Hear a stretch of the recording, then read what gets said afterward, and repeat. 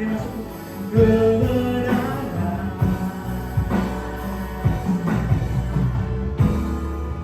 terjadi di sini.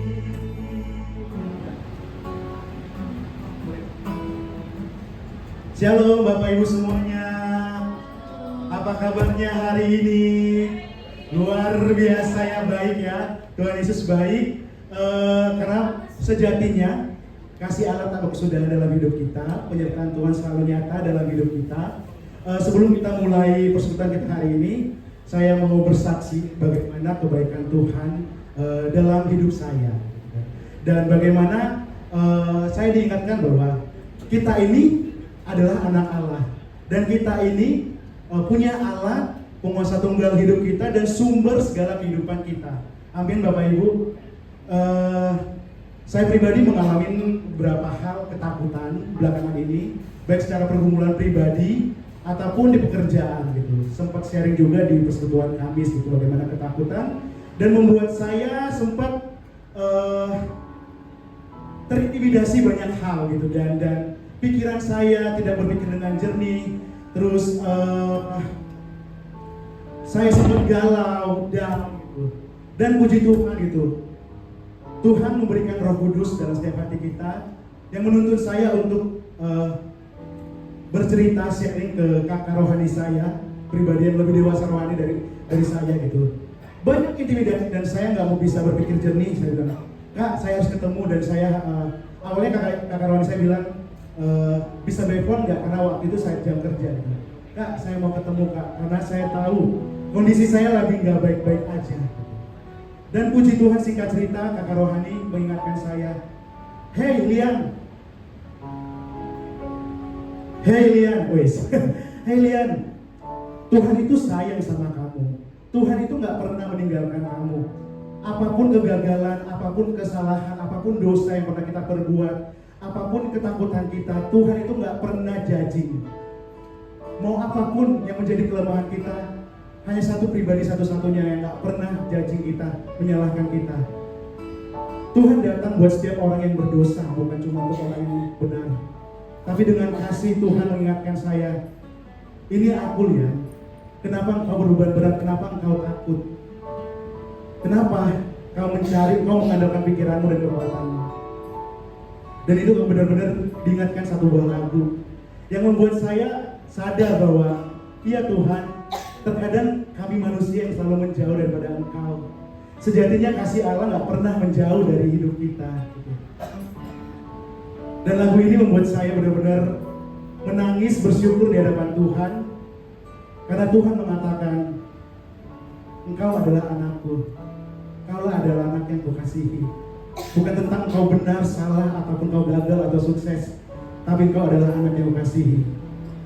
Lagu ini seperti ini. I'm no longer slave to fear. I am a child of God. I'm no longer slave to fear.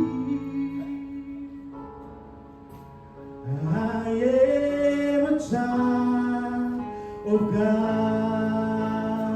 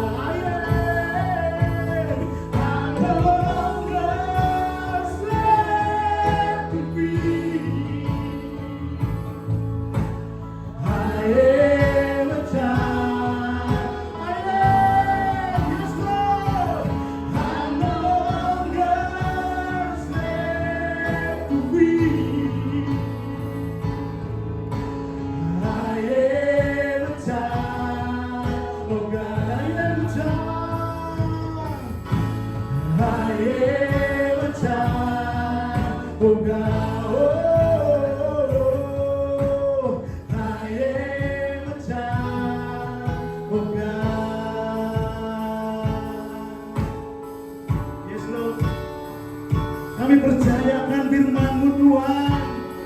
Janji-Mu setia Tuhan dalam hidup kami.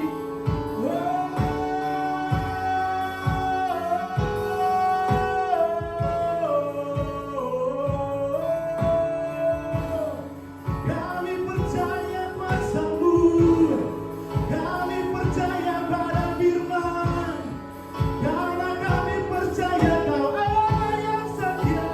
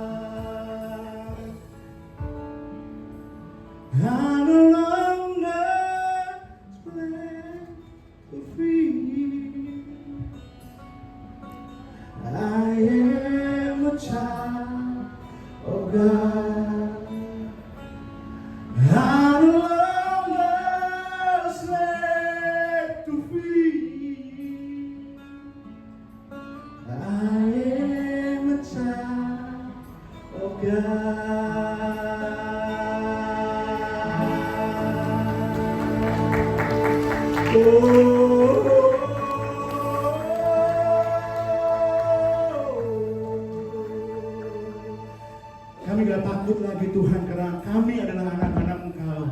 Kami terima kemenangan Tuhan. Kami terima kemerdekaan Tuhan. Kami terima sukacita, iman, pengharapan Tuhan yang memampukan kami Tuhan untuk berjalan Tuhan dalam kebenaran Tuhan, yang memampukan kami Tuhan. Kami adalah anak-anak Allah Tuhan, dan kami mau sembah Engkau Tuhan kapanpun Tuhan, apapun situasinya Tuhan. Biar kiranya hati kami, mulut kami, pikiran kami Tuhan menyembah Engkau Yesus. Ku tinggikan Engkau Raja yang duduk di atas tahta. Engkau mulia, ajaib dan heran, ku kagum akan Engkau Tuhan.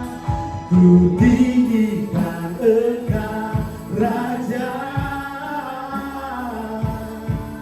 yang duduk di atas tahta. Engkau mulia, ajaib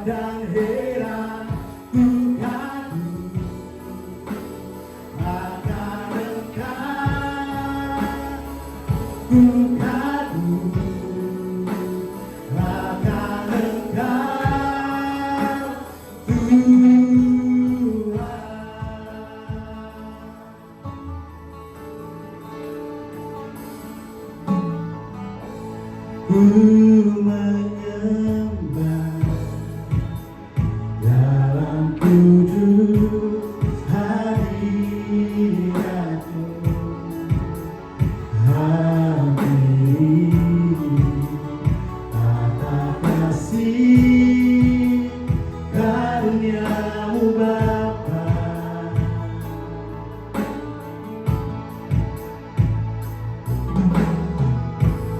Kekuatanku hanya dalam hadirat-Mu, Yesusku. Hanya Kaulah segalanya.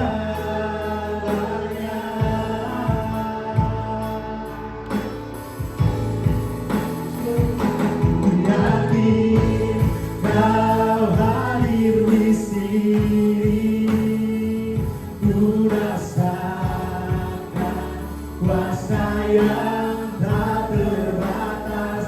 Ku yakin Kau nyata di sini, kemenangan terjadi di sini.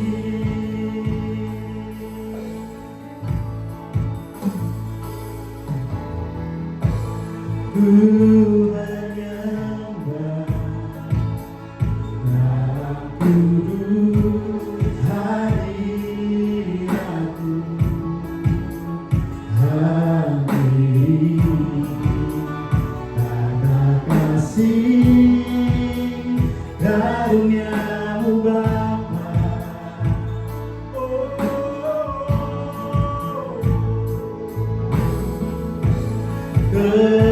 Kekuatanku hanya dalam hadirat-Mu, Yesusku. Hanya Kaulah segalanya. Kau segalanya Tuhan.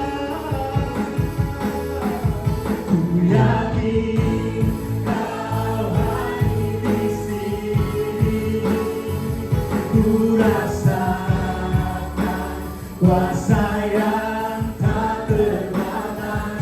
Ku yakin Kau nyata di sini, kemenangan terjadi di sini. Senang jiwaku Tuhan, senang jiwaku memuji-Mu. Sungguh besar Kau Yesus, senang hatiku memuji-Mu. Kau besar, Kau besar, oh senang jiwaku memuji-Mu. Yes Lord, sungguh besar Kau Yesusku, senang hatiku menyembah-Mu. Kau besar, Kau besar, Kau besar, Kau besar.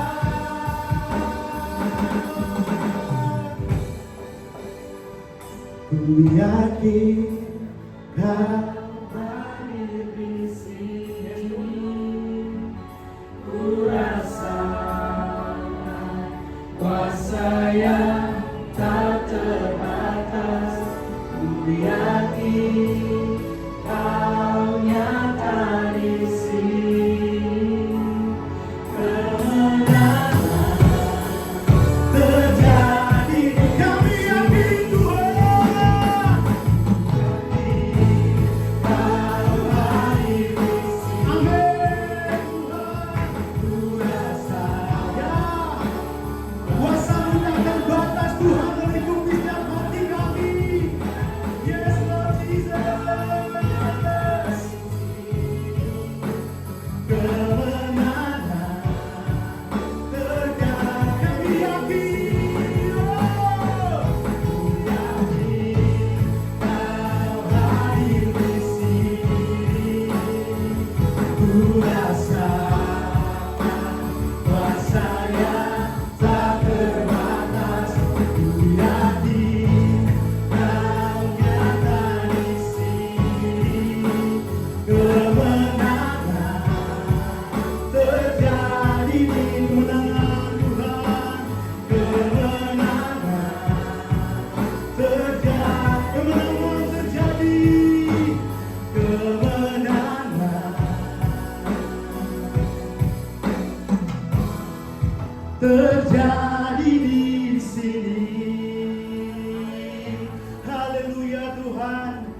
Kami percaya Tuhan, tahu selagi kami takut Tuhan, karena Engkau Allah Tuhan, Bapa dan sahabat kami, dan Engkau telah menjadikan kami anak-anak Allah yang mulia dan berharga Tuhan. Dan kami percaya Tuhan, kuasa-Mu nyata Tuhan, melingkupi kami Tuhan, yang menjadikan kami pemenang Tuhan, dan kemenangan terjadi dalam nama Tuhan Yesus Bapa.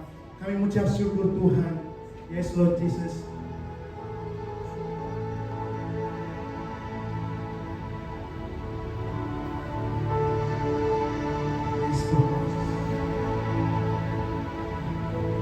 Bersyukur Tuhan buat saat ini kami mengambil bagian terbaik yang merupakan hak kami, bukan kewajiban kami, untuk duduk di bawah kaki-Mu mendengar isi hati Tuhan.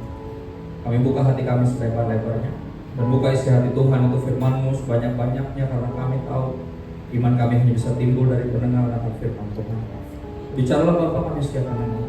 Kami minta bantuan Roh Kudus, karena sadar daging kami lemah, konsentrasi kami mudah buyar, iman kami kerap kali goyah, kami susah dibilangin, tapi kami berdoa.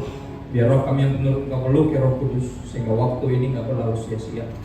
Kami minta bantuan Roh Kudus kepadamu Bapa yang baik, di dalam nama Yesus. Semua siap mengambil firman Tuhan dan diubahkan semuanya berkata amin. Shalom semua. Thank you buat kehormatan ini, selalu sebuah sukacita bisa berbagi di sini. Dan saat ini saya membagikan pesan Tuhan dengan judul pikiran dan perasaan Kristus. Satu pesan yang menurutku sentral, karena emang ini tujuan hidup seorang Kristen, untuk menjadi seperti Kristus. Ya, mungkin orang-orang lain punya tujuan hidup yang lain, tapi kita sebagai pengikut Kristus, sekali lagi kita punya tujuan hidup untuk menjadi seperti Kristus. Dan itu apa arti Kristen? Pengikut Kristus yang targetnya adalah untuk menjadi seperti Kristus. Ayat dasar kita ada di Filipi 2 ayat 5-8. Filipi 2 ayat 5-8. Kita baca bersama. Hendaklah kamu dalam hidupmu bersama menaruh pikiran dan perasaan yang terdapat juga dalam Kristus Yesus. Jadi pikiran dan perasaan Kristus di ayat ini kita lihat hanya bisa develop, hanya bisa dikembangkan dalam komunitas, kehidupan bersama. Ya, kekristenan itu personal, iman kita personal tapi nggak pernah private. Artinya kita harus bisa share sama orang lain perjalanan kita sama Tuhan, pengalaman kita sama Tuhan, dan pengenalan kita akan Tuhan kita mesti share ke orang lain. Sekali lagi personal artinya tiap orang nggak bisa rombongan, masing-masing harus punya sama Tuhan, tapi nggak boleh private, artinya sesuatu yang komunal. Ya, pikiran dan perasaan Kristus hanya bisa develop di dalam komunitas. Makanya kita nggak cuma ke gereja, tapi bergereja. Jadi sekali lagi itu dua makhluk yang berbeda. Ke gereja cuma sekali-sekali datang. Gereja kayak tempat doang di mana kita ya ke bioskop sekali-sekali nonton, nggak selalu. Di gereja kita nggak cuma ke gereja, kita bergereja, kita hidup bersama, kayak berkeluarga, tapi ini secara rohani. Ya kenapa? Karena pikiran dan perasaan Kristus hanya bisa di-develop di kehidupan bersama. Seperti apa Kristus? Ayat 6 kita lanjut. Yang walaupun dalam rupa Allah, tidak menganggap kesetaraan dengan Allah itu sebagai milik yang harus dipertahankan, melainkan Kristus telah memasukkan dirinya sendiri dan mengambil rupa seorang hamba dan jadi sama dengan manusia. Ayat 8. Dan dalam keadaan sebagai manusia ia telah apa? Merendahkan dirinya dan taat sampai mati, bahkan sampai mati di kayu salib. Ini target hidup kita. Kita hidup hanya untuk Tuhan. Ya, sampai kita pulang atau sampai Dia jemput lagi. Itu idenya. That's what make us Christian. Luar dari itu kita bukan Kristen. Ya, kalau kita nggak hidup bagi Kristus, ya hidup buat diri sendiri, asik sendiri, kita nggak bisa menyebut diri kita Kristen. Ada dua hal yang kita belajar sekali lagi hari ini tentang pikiran. Yang pertama adalah pikiran Kristus. Kita ke 1 Petrus 4 ayat 1-2. Saudara, belakangan ngetrend, lagi viral istilah Kristen progresif. Ya, yang di salah satu trait-nya yang paling jelas dari Kristen progresif adalah mereka itu mempertanyakan segala sesuatu yang dipercaya selama ini. Itu ide. Jadi hal-hal yang udah sentral dan jelas harusnya mau debat dipertanyakan. Dimulai dari Alkitab adalah firman Tuhan. Mereka nggak percaya Alkitab firman Tuhan, mereka mempertanyakan itu. Mereka cuma percaya Alkitab berisi firman Tuhan, bukan adalah firman Tuhan, atau bahkan Alkitab mungkin berisi firman Tuhan. Karena Tuhan bisa berbicara lewat buku-buku yang lain, katanya gitu. Tapi saya nggak percaya, makanya saya bawa Alkitab saya yang ini, tulisannya apa? Firman Allah yang hidup. Bukan hanya berisi firman Tuhan, but this is the word of God. Ini firman Tuhan. Ya. Dan berikutnya adalah yang sentral, mempertanyakan hal-hal yang kayak apakah Yesus sungguh-sungguh juru selamat, memang harus percaya Yesus untuk diselamatkan. Ya, hal-hal yang sebenarnya udah nggak usah dipertanyakan, tapi dipertanyakan semua. Kelahiran Yesus dari perawan dipertanyakan. Penebusan dianggap sebagai divine child abuse. Ya, ADRT, penyiksaan anak secara ilahi, karena Bapa mengorbankan anaknya demi Anda dan saya. Dibilangnya divine child abuse, sesuatu yang sentral buat kita, yang indah buat kita, dipertanyakan. Hampir bisa dibilang bahkan direndahkan, bukan hanya dipertanyakan, dan ini problematik. Semua berawal dari mana? Karena semuanya mainnya di sini.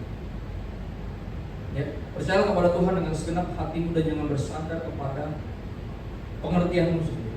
And that's what happens when we bersandar pada pengertian kita sendiri. Kita hanya mau menyembah Tuhan yang masuk akal kita. Diwakilkan dengan kata-kata sekali lagi sama yang lagi viral, dia bilang, gue nggak bisa percaya sama seorang Tuhan yang apa? Yang nggak sesuai sama ekspektasi itu. Sudah sering nggak Tuhan nggak sesuai sama ekspektasi kita? Sering nggak? Sering. Tapi kalau kita hanya percaya Tuhan ketika dia sesuai dengan ekspektasi kita, ketika dia masuk akal, ketika dia sesuai sama perasaan kita, berarti kita nggak nyembah Tuhan. Kita nyembah perasaan kita sendiri.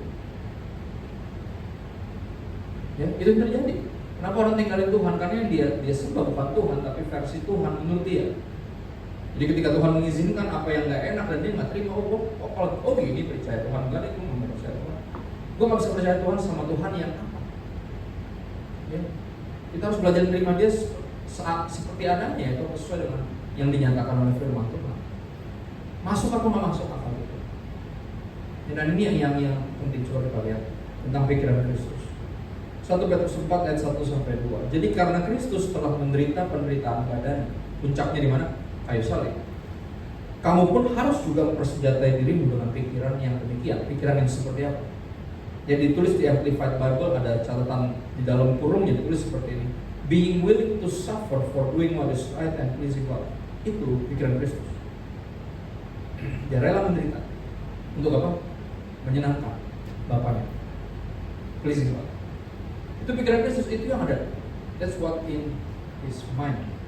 Itu tujuan hidupnya, itu fokus, itu kerinduannya, itu ambisinya satu-satunya, menyenangkan Bapaknya. Ya kayak kita biasa nyanyiin, menyenangkanmu, senangkanmu, hanya itu kerinduanku. Tapi bohong, masih banyak yang lain. Aku ingin begini, aku ingin begitu, ingin itu banyak sekali. Semua dapat dikabulkan Kristus kalau minggu dalam nama Tuhan Yesus. Itu yang terjadi ketika gereja ada di rumah. Anda sebenarnya menonton Doraemon tapi disuruh sekolah minggu. Akhirnya teologimu hybrid. Lu bisa ngapain? Semua orang punya keinginan dan lu bisa dapetin dalam nama Tuhan Yesus. Akhirnya bertumbuh besar dengan teologi yang anco itu. Dan akhirnya ketika ada yang saya minta nggak dikasih sama Tuhan, saya ngambek. Ketika ada yang saya harapkan nggak kesampaian, saya meragukan Tuhan. Siapa yang salah? Saya, nggak mungkin Tuhan. God is good all the time, and all the time God is good, even when shit happens. Itu tulisan sepatu saya. Ternyata aku pakai sepatu kasar kata-kata. But it's true, shit does happen. In life, in real life. Tapi aku, even when shit happens, God is good all the time. Dan ini yang mesti kita belajar, percayai, dan ini yang dipikiran Kristus. Apapun yang menimpa saya, even kalaupun saya harus menderita, saya cuma pengen menyenangkan hati. Itu pikiran Kristus. Ini yang harus kita miliki sebagai apa? Ayatnya bilang, hendaklah kamu mempersenjatai dirimu. Jadi pikiran Kristus adalah senjata. Gini, kira-kira berarti kalau kita gambarkan kekristenan kita sebagai apa? Berapa orang menggambarkan sebagai perjalanan? Yes. Jadi kayak lagi JJS gitu, jalan sampai gitu, bawa anjing, ya. Kadang lari-lari tipis-tipis. Ya. atau lari pagi yang bernuansa cari cemilan gitu ya. Habis lari, habis itu ya kan banyakkan makan dan larinya ya. Mungkin disebutnya bukan larian, merasa sehat, lalu enggak ya, break even point, habis keringetan langsung disikat lagi, nggak dapat apa-apa sebenarnya.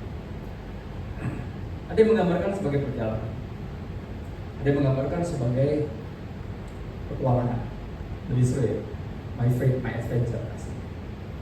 Tapi Alkitab menggambarkannya selalu sebagai peperangan, minimal perlombaan. Ingat, perlombaan iman yang diwajibkan bagi kita, Ibrani 11. Jadi sesuatu yang nggak santai-santai, bukan leha-leha. Kalau disuruh bawa senjata, berarti apa yang dalam peperangan? Pikiran Kristus adalah senjata. Senjata buat apa? Coba kita lihat. Ya, nanti kita akan lebih lanjut lagi. Karena barang siapa telah menderita penderitaan badani, siapa yang mengikut Kristus sampai di tahap dia menderita karena ikut Yesus, being like-minded with Christ, menderita tapi memiliki pikiran Kristus, ia telah berhenti berbuat dosa yang disengaja, intentional sin. Jadi kenapa seorang terus berbuat dosa yang disengaja? Karena pikirannya bukan pikiran Kristus. Pikirannya ngeres, kemana-mana. Banyak yang jadi ambisinya, banyak yang jadi fokusnya, bukan Kristus. Ya. Saudara, apakah kita sudah berjuang melawan dosa sampai begini, sampai badan ini sakit? Enggak semua, tapi selalu kita bilang pergumulan. Ya itulah pergumulan saya. Nah itu, saya sering menemukan orang-orang yang kalau ngomongin dosanya tuh kata-katanya pergumulan, kayaknya gimana gitu, rohani banget ya. Ya itulah Pak pergumulan saya. Saudara, kok tampaknya nggak bergumul gitu loh? Kalau bergumul itu artinya apa? We fight back. Kita melawan. Perlawanan apa ya Pak? Sekeras seberat apa perlawananmu? Kok kayaknya nyantai-nyantai? Ya, bukan bergumul, itu berendam. Berendam itu Anda menikmatinya, susah keluar karena enak, itu berendam. Bergumul nggak gitu. Bergumul minum kalau kayak berenang, dia lawan arus, sakit badannya. Ini berapa banyak dari kita memerangi dosa-dosa personal kita yang paling menggoda kita sampai sekeras ini, sampai badan kita menderita. Hanya karena dengan demikian kita berhenti berbuat dosa. Kalau itu baru sampai menderita, kita belum. Ya saya banyak mendengar tentang kesaksian teman-teman saya dulunya narkoba.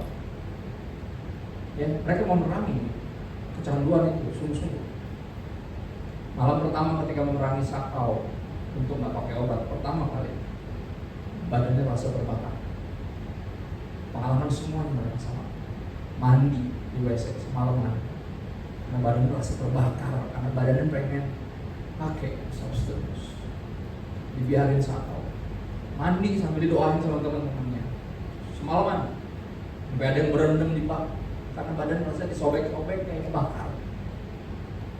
Dan di situ saya baru menyadari, apakah saya sudah sampai situ ketika saya memerangi kecanduan saya akan pornografi misalnya.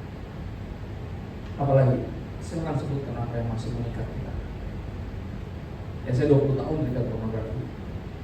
Jadi saya nggak menyadari bahwa kita mesti diperangi sampai situ. Beberapa orang masih terikat sama rokok. Dan perlawanannya biasanya apa ya? Kalau habis makan orang nuntut asam. Ya udah biarin asam itu, kenapa sih sekali-sekali gitu? Kan baru asam doang, belum sampai badan kebakar. Ya belum sampai kayak kamu kena narkoba tadi. Artinya apa? Kita harus berperang sedemikian rupa, tapi apa? Memiliki pikiran Kristus sehingga kita nggak terus melakukan dosa yang disengaja. Yang mentalitasnya kita tinggal minta ampun kok. Itu kan Yesus yang bilang roh menurun tapi daging lemah. Itu ayat-ayat kebenaran itu. Ya udah kita tinggal minta ampun kok. Itu nggak memiliki pikiran Kristus, karena pikiran Kristus sekali lagi apa? Being willing to suffer to please God. Tujuannya apa sih kita tahu ini? Tentang dan memiliki pikiran Kristus supaya waktu yang sisa. Tujuan apa kita memerangi dosa kita dengan apa? Memiliki pikiran Kristus. Supaya waktu yang sisa jangan kamu pergunakan menurut keinginan manusia, tapi menurut apa? Kehendak Allah. Dan ini yang kita kenal di Roma 12 ayat 2, ada satu ayat yang kita kenal, ayat yang kita kenal baik, yang sering dikerdilkan. Dikerdilkan tentang jangan jadi sama kayak dunia ini, bicara tentang appearance, tentang penampilan. Sayang karena ayat ini bukan tentang itu. Ayat ini tentang berubahlah oleh pembaharuan budimu, apa? Mind frame, paradigma. Jadi bukan masalah penampilan, paradigmanya dulu. Ya, jangan jadi serupa dengan dunia ini. Emang dunia ini kayak gimana? Ya, kita coba cari konteksnya. Almarhum ayah saya sekolah ngajarin saya untuk baca Alkitab. Dia dosen sekolah Alkitab 41 tahun by the way, sampai akhir hayatnya. Dan dari kecil kami diajarin baca Alkitab. Kalau baca Alkitab tuh pasti lu tahu ini ngomong siapa yang ngomongnya itu siapa, terus ngomongin apa, konteksnya, maksudnya. Kalau nggak ayat ini gampang untuk diceplok-ceplok, disalahgunakan. Kamu gampang tersesat kalau cuma tahu satu ayat atau dua ayat, cuma ceplok-ceplok sini, ceplok sini, nggak pernah tahu konteksnya. Ini kita coba cari tahu. Jangan jadi serupa dengan dunia ini. Emang dunia ini seperti apa? Emang bedanya sama anak-anak Tuhan kayak mana? Bahasa Yunani seperti apa? Kita mundur ke ayat 1. Ayat 1 nggak ketemu karena dimulai dengan karena itu. Ganjil. Kita mesti tahu apa? Itu yang mesti dicari. Karena apa? Kan gitu. Jadi ketika Anda baca Alkitab ada pertanyaan-pertanyaan, mesti mundur terus coba cari tahu dia ngomongin apa sih. Ya kita mundur lagi satu ayat kemana? Ke Roma 11 ayat 36. Puji Tuhan ada di situ konteksnya. Kalau nggak kita mesti mundur terus sampai Kejadian. Jauh benar. Sampai minggu depan belum kelar, kita kan dari Kejadian kita baca sampai Roma untuk cari tahu konteksnya. Untuk di ayat pasal 11 ayat 36 ada konteksnya. Sebab segala sesuatu adalah dari Dia, oleh Dia, untuk Dia, dan bagi Dia kemuliaan sampai selama-lamanya. Karena itu, karena it's all about Jesus. Karena it's all about Him, brothers and sisters, saya menasihatkan kamu demi kemurahan Allah. Kenapa? Karena orang yang menyadari kemurahan Allah mudah dinasihati. That's the only reason we want to listen to God, because of His mercy. Kita produk dari anugerahnya, kita dianugerahi. Demi kemurahan Allah kita udah merasakan kemurahan Tuhan. Karena udah merasakan, maka kita lebih dengar-dengaran soalnya. Kalau dulu masih abstrak, masih apa kata orang, tapi kalau udah ngalamin Tuhan tuh lain. Kita nggak akan sesulit dulu untuk taat, nggak akan sesulit dulu untuk percaya. Kalau udah ngalamin Tuhan tuh lain. Ya. Supaya apa nasihatnya? Supaya kamu persembahkan tubuhmu, your whole existence, seluruh keberadaanmu sebagai apa? Persembahan. Ini apa? Ayat 1. Baik berkenan dan sempurna. Itu adalah ibadahmu yang sejati, lebih dari cuma sekedar berapa jam di hari Jumat atau di hari Minggu. Ibadah itu seluruh kehidupan kita. Baru ayat 2 muncul. Janganlah jadi serupa dengan dunia ini. Kenapa? Karena dunia ini is not about Jesus. Dunia ini is all about me, myself, and I. But us, tapi kita, Christians, we're all about Jesus. Jangan jadi sama kayak dunia ini. Berubahlah oleh apa? Pembaharuan budimu. Gimana caranya paradigma bisa dirubah nih? The word of the living God. Cuma ini yang bisa ganti cara pikir kita. Kalau nggak pikiran kita kayak dunia, sama aja. Cuma bedanya kita bawa nama Tuhan Yesus. Yang tadi saya bilang, aku ingin semua dapat dikabulkan dalam nama. Ini benar gak? Duniawi, tapi kayaknya lain, karena dalam nama Yesus. Ya, it's all about me, tapi in the name of Jesus. It's still about you. No, berubahlah oleh pembaharuan budi, paradigma yang bisa berubah. Sehingga kita bisa bedain mana kehendak Tuhan. Saudara, sejujurnya kita bisa bedain mana kehendak Tuhan. Kita tahu ini nggak benar, hal-hal yang berdosa. Kita udah tahu. Cuma apa kita nggak peduli, kenapa? Karena kita punya kehendak sendiri. Itu dia. Kita bisa bedain mana kehendak Tuhan, but we don't care. I have my own dreams. I have my own goals. Saya punya keinginan saya sendiri. Saya punya kehendak saya sendiri. Makanya saya bilang apa? Bukan kehendakku yang menjadi, melainkan kehendakmu. Bahkan Yesus aja contohin berdoa seperti itu. Tapi sekali lagi kita nggak peduli. Makanya apa mesti diubah pikiran kita oleh apa? Firman Tuhan. Kenapa? Karena nggak, pikiran Kristus bukan bawaan orang. Enggak. Kita nggak terlahir dengan pikiran Kristus, saudara. Kita terlahir dengan keduniawian. Ini dari di dalam kandungan aku, di dalam dosa aku dikandung ibuku, kata Raja Daud. Ya saya punya anak yang paling kecil baru 7 bulan nanti tanggal 8. Ya, baru 7 bulan, artinya masih bayi. Dan saya akan kembali melihat kenyataan bahwa bayi itu nggak perlu diajarin untuk berbuat dosa. Bahkan bawaan orok. Ya, gak ada satupun dari anak kami, kan saya punya 3 orang anak laki semua Bandung kayak bapaknya. Ya, gak ada tuh yang pernah disuruh diajarin bikin dosa. Bahkan bisa sendiri. Ya, yang pertama dan kedua beda 1 tahun 3 bulan. Ada momen di mana si kokonya udah bisa berdiri, udah bisa jalan, adiknya masih terkapar, belum bisa ngapa-ngapain karena belum lama lahir, right? Ada momen di mana saya tinggalin bentar, tiba-tiba gelas jatuh, perang pecah. Saya langsung sini. Dia bilang, bukan koko. Ya terus siapa nyok? Adek lu yang di box gak bisa ngapa-ngapain. Atau ada angin puyuh tadi. Bisa. Dan di momen itu saya kayak, gila, bisa bohong, saya pengen ngajarin. Nggak ada. Ngambek, coba contoh yang paling gampang, paling dosa pertama anak kecil apa sih? Ngambek. Kenapa dia nangis? Bukan karena belum bisa ngomong. Karena dia, apapun yang dia pengen mesti dikasih saat itu juga. Kalau nggak apa? Teriak. Siapa yang ngajarin itu? Emang pas lagi di perut, yang lagi hamil ada sempat ngambek gitu. Duit belanja kurang terus ngacak-ngacak jemuran gitu. Sempat gitu terus dia jadi kayak dengar gitu. Enggak itu. Yang bawaan orang, dosa itu bawaan orang, makanya pikiran Kristus bukan. Makanya kita mesti diubahkan pikiran kita oleh firman Tuhan. Dan oleh siapa? Siapa yang berkarya mengubahkan pikiran kita? Firman Tuhan yang kita konsumsi, tapi ada yang Tuhan kerjakan selain berfirman. Dia mengutus dirinya sendiri, Roh Kudus. Yohanes 16 ayat 12 sampai 14. Langsung dalam beberapa ayat ini, tetapi apabila ia datang, yaitu Roh kebenaran, bicara tentang siapa? Roh Kudus. Ia akan memimpin kamu ke dalam seluruh kebenaran, bukan kebenaran yang ceplok-ceplok, bukan seluruhnya.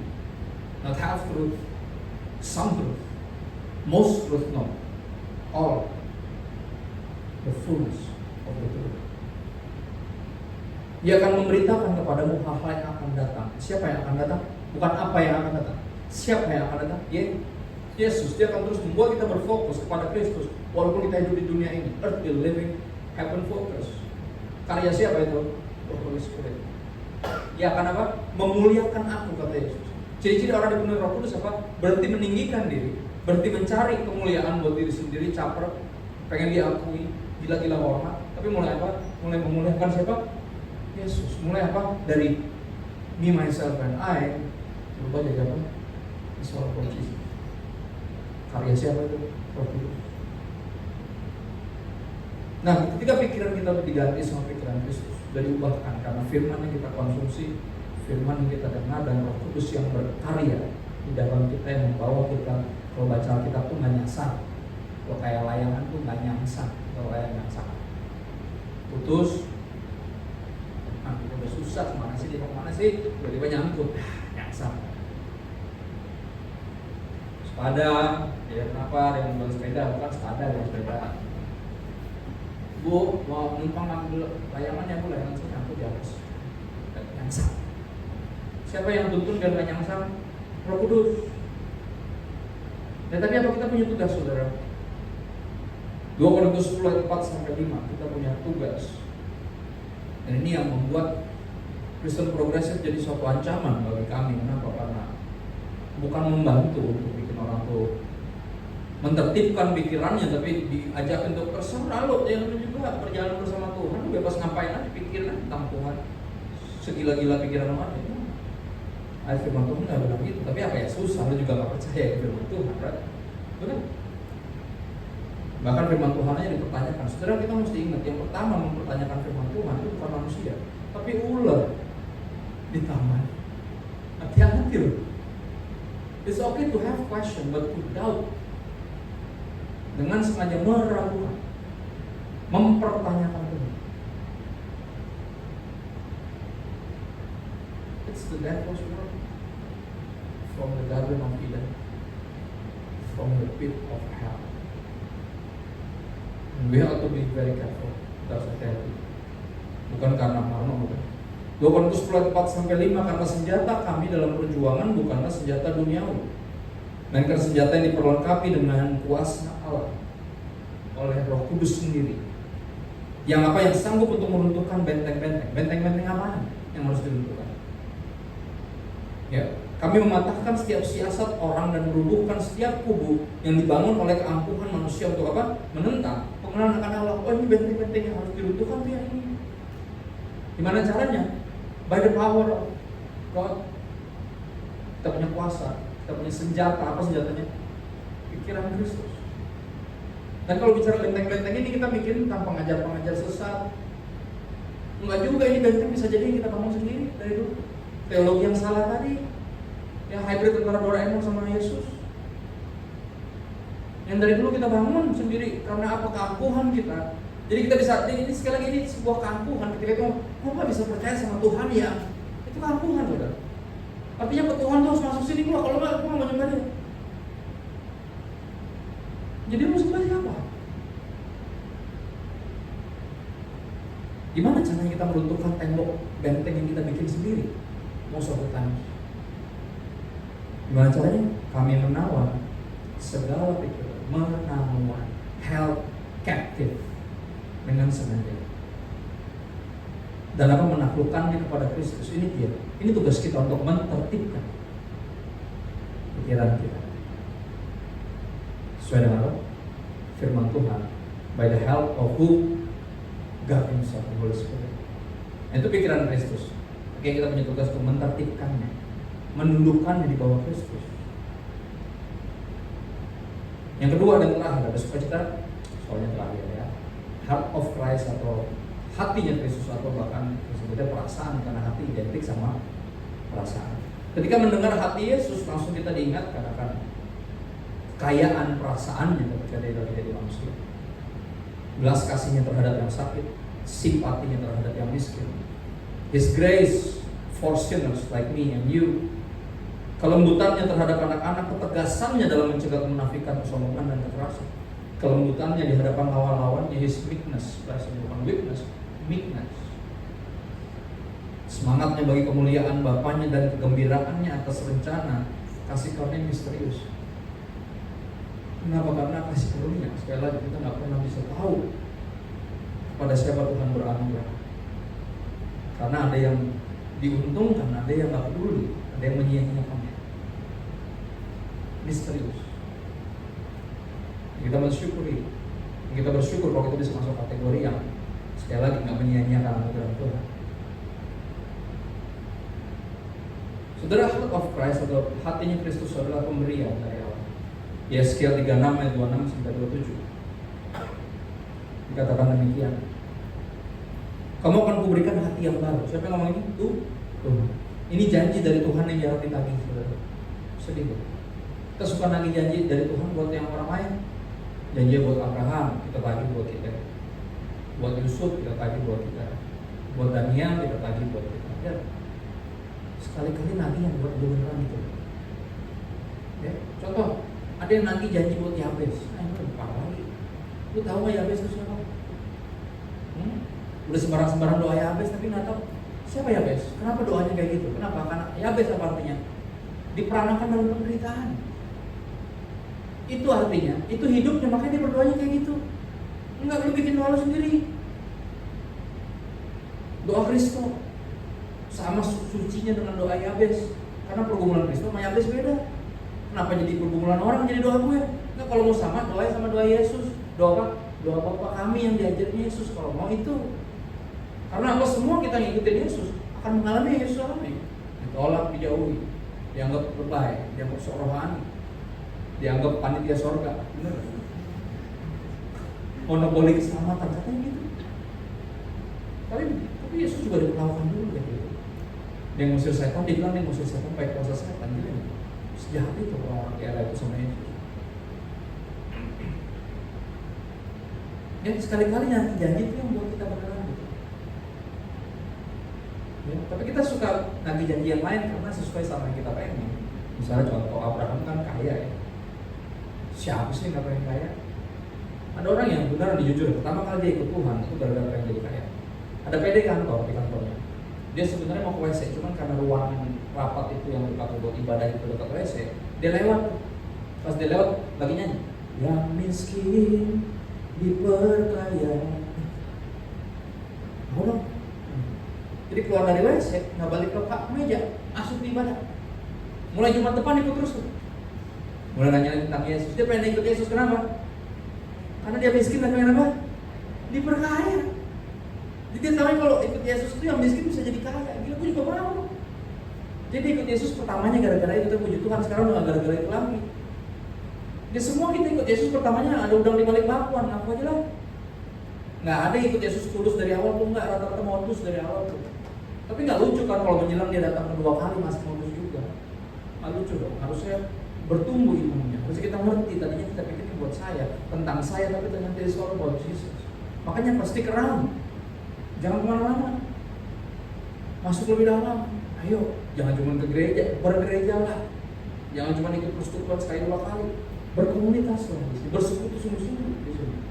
Kalau bisa ikut melayani, puji Tuhan, ambil bagian apapun itu. Masuk lebih dalam biar nggak modus terus. Ya, saudara, kenapa saya tahu ini janji buat benar buat kita? Coba lihat ayatnya. Ayat ini Tuhan ngomong ke siapa? Tuhan ngomong ke siapapun yang mau baca dan mau dengar. Lewat siapa? Lewat Yeskiel. Tuhan nggak ngomong sama Yeskiel. Tuhan ngomong melalui Yeskiel. Jadi buat siapa? It's for you and me yang baca ini. Janjinya apa? Aku akan berikan padamu hati yang baru dan roh yang baru dalam batinmu. Aku akan menjauhkan dari tubuhmu hati yang bawaan Arab tadi, hati yang keras tuh. Gue pinggirin, gue ganti sama yang baru. Gue berikan kepadamu hati yang apa? Hati yang baru taat.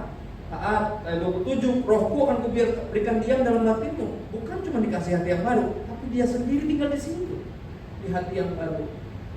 Dia nggak akan tinggal di hati yang lama yang penuh berhala, enggak. Sebelum dia tinggal di sini, dia akan ganti dulu sama yang baru. Ya, dan dia bilang apa? Dia sendiri akan bertahta di hati yang baru. Hati yang lama yang bertahta adalah berhala-berhala kita. Lebih jauh lagi sebenarnya bertahta adalah kita. Tapi hati yang baru yang bertahta siapa? Yesus. Aku akan membuat kamu hidup menurut segala ketetapan. Balik lagi kepada firman. Dan tetap berpegang pada peraturan-peraturanku dan melakukannya. Siapa yang membuat itu? Tuhan. Yang tidak ada yang terlahir dengan hati Kristus, tapi Dia menganugerahkan. Roma 7 ayat 18 sampai 19 dan 24 sampai 26. Seorang rasul yang menulis 75% perjanjian baru berkata, saya tahu bahwa tidak ada sesuatu pun yang baik dalam diri saya, yaitu dalam tabiat saya sebagai manusia. Dia bilang, ini nulis Alkitab loh, bukan cuma baca Alkitab, tapi dia menyadari semakin dia mengenal Tuhan, semakin dia sadar gue tuh lebih jahat dari yang gue sadari. Dalam diri gue ada yang baik. Ya, sebab ada keinginan untuk berbuat baik, tapi saya tidak sanggup menjalankannya. Saya tidak melakukan yang baik yang saya ingin lakukan, sebaliknya saya melakukan hal yang jahat yang sebenarnya saya nggak mau lakukan. Alangkah celakanya saya ini. Mampus berarti bahasa Betawi. Bahasa Yunani itu amsyong. Siapakah yang mau menyelamatkan saya? Siapakah yang mampu sudi menyelamatkan saya dari badan ini, dari daging ini yang membawa saya kepada kematian, yang terus nyeret saya ke neraka, kayak ada gravity pulse towards hell. Siapa bisa nyelamatin saya dari daging ini? But thank God, syukur kepada Allah, Ia mau sudi menyelamatkan saya melalui siapa? Yesus Kristus. Melalui apa yang Dia lakukan di mana? Di kayu salib. Bukan sesuatu yang mistis, tiba-tiba kerasukan Roh Kudus jadi kudus. Saya berharap semudah itu, tapi tidak semudah itu. Ferdinand Gunawan Santoso, Ferguson, tidak semudah itu. Yesus, pengorbanannya, gimana caranya Pak pengorbanannya bisa mengubah hati kita? Kita lihat 2 ayat memang. 2 ayat yang pakai kalimat atau kata yang sama. Yang dalam bahasa Indonesia kagak ada. Dalam bahasa Inggris ada. Dalam bahasa Yunani apalagi. Dan Ibrani, karena perjanjian lama perjanjian baru. Pertama di Yohanes. Yohanes 19 ayat 34, aku pakai New King James Version. But one of the soldiers pierced the side with a spear, and immediately blood and water came out. Salah satu dari serdadu mengambil tombak dan menusukkan kemana? Bahasa Indonesia lambung, bahasa Inggris sisinya. Kita stick di kata-kata itu karena akan muncul lagi kata-kata itu. Dan habis itu keluar apa? Dengan tombak keluarlah segera air dan darah dan air. Kebalik. Kenapa? Karena artinya apa? Darahnya habis. Kenapa habis? Karena setiap tetesnya menyucikan setiap kesalahan kita, dari yang besar sampai yang kecil. Dari yang paling kayaknya jadi sadis sampai yang paling sadis. Dia mengasihi kita sampai titik darah penghabisan. That's how much he loves us. Ya. Dan kata yang sama dipakai lagi di mana? Di Kejadian. Kejadian 2 ayat 21 aku pakai Jubilee Bible 2000. And the Lord God caused a deep sleep to fall upon Adam, and he slept. And he took Tuhan mengambil one of his sides and close up the flesh in its place. Apa itu? Tuhan membuat Adam tertidur dan mengambil salah satu tulang rusuk dia bilangnya, kalau bahasa Indonesianya. Bahasa Inggrisnya side, dari sisi yang diambil dan dibentuk siapa? Hawa. Saudara, kelahiran teraneh sepanjang sejarah manusia adalah kelahiran Hawa. Jadi dia benar-benar dilahirkan benar-benar aneh banget, diambil dari sisinya tulang terus dibangun sama Tuhan dari tulang itu. Ya, saya coba hubungkan apa dari kata dua side ini. Ini yang penting, kenapa? Karena Anda dan saya dilahirkan kembali ketika Yesus mengorbankan yang lain. Ya, ada di sini para ibu yang melahirkan anaknya secara lama, bukan sesar. Benar ya, ketika anak keluar, yang keluar nggak sendirian, dia ada air sama darah keluar, sama persis seperti Yesus ditikam keluar air dan darah. Ya, artinya apa? Sekali lagi dia mati supaya kita bisa lahir lagi. Artinya apa? Hati kita itu diganti sama hatinya sendiri. Ya, Kristus adalah the heart of God. Karena begitu besar kasih Allah akan dunia ini. Tahu dari mana? Yesus. Kita tahunya karena Yesus. Kalau kita bingung, abstrak. Cintanya Tuhan itu abstrak, tapi karena Yesus kita tahu. Cintamu lebih nikmat dari anggur, tak terselami di lubuk hatiku. Nah, lagu-lagu kayak gitu. Cintamu terlebih besar dari semua cinta yang ada di dunia. Ku terpesona karena kenapa kita tahu cintamu terbesar? Yesus. Jadi dia ganti hati kita dengan yang baru, dengan cara mati buat kita di kayu salib. Itu yang masuk Paulus kita.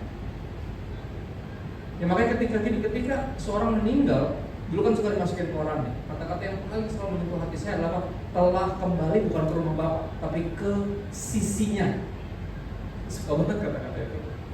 Kenapa? Kalau kembali ke sisinya berarti berasal dari mana? Sisinya. We belong in His arms. Kita harus ada di pelukan itu. Karena hati ada di sini, di mana dilindungi oleh bagian tubuh yang lain.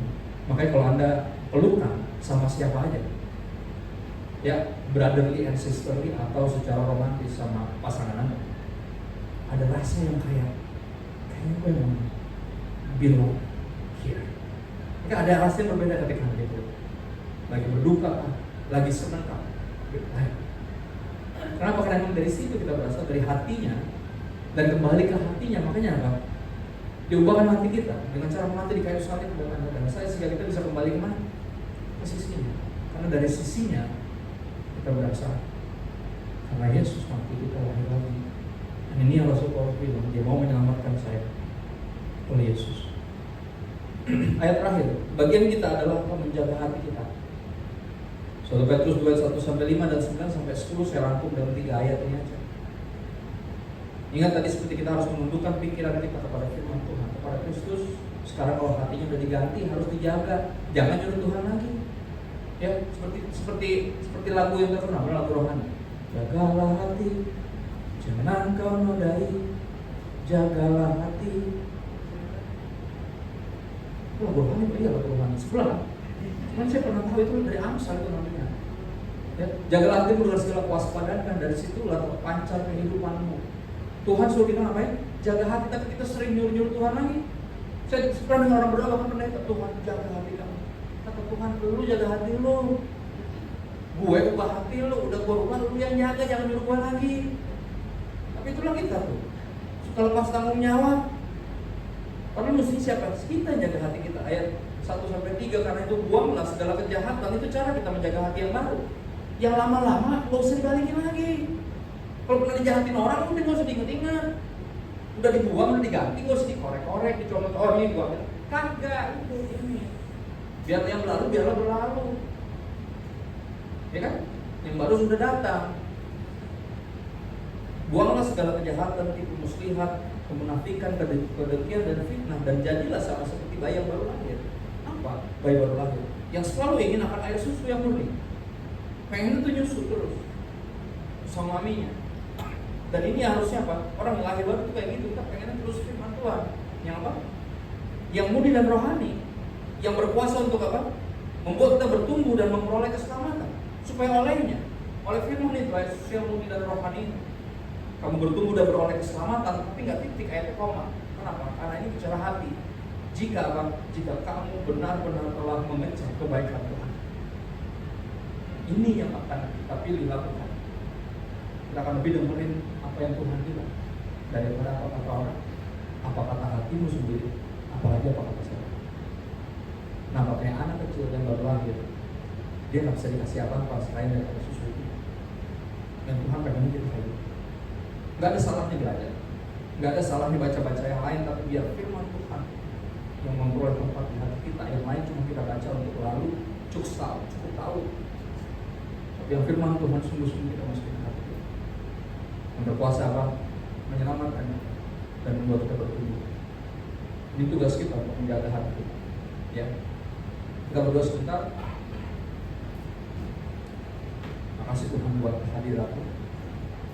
Kau hadir di antara kami yang merindukan Engkau dan percaya pengorbanan-Mu Yesus mengubahkan hati kami, firman-Mu mengubahkan pikiran kami.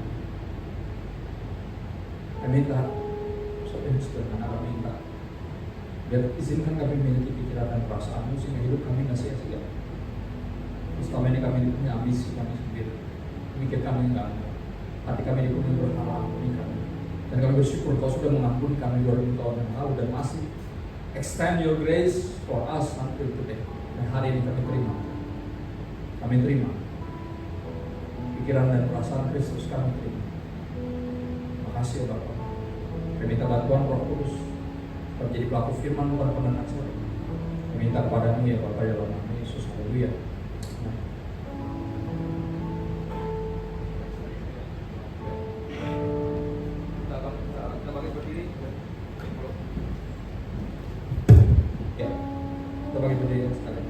Kita angkat tangan kita. Tuhan, di akhir ibadah ini kami angkat tangan kami dua tinggi, bukan untuk minta berkat lebih banyak, tapi itu ingatkan diri kami bahwa tangan ini telah menerima berkat terlalu banyak dari Tuhan.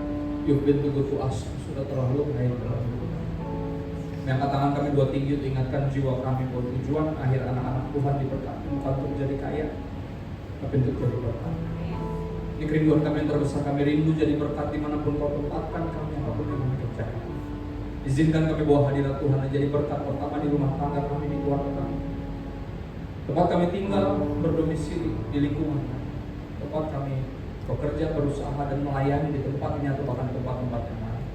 Kami percaya Roh yang sama yang membangkitkan Kristus dari antara orang mati, Roh Kudus tinggal dalam kami, yang mampukan kami untuk hidup bagi diri sendiri, sehingga bisa jadi berkat bagi sesama dan memuliakan Bapa kami di surga.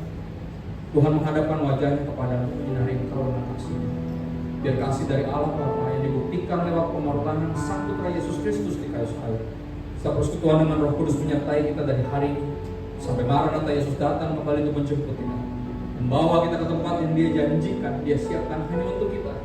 Dan sampai saat itu tiba, semua diberkati dan siap, rindu dan rela untuk terus jadi berkat sampai kita pulang atau sampai Yesus jemput lagi. Dalam nama Yesus semuanya berkata, Amin.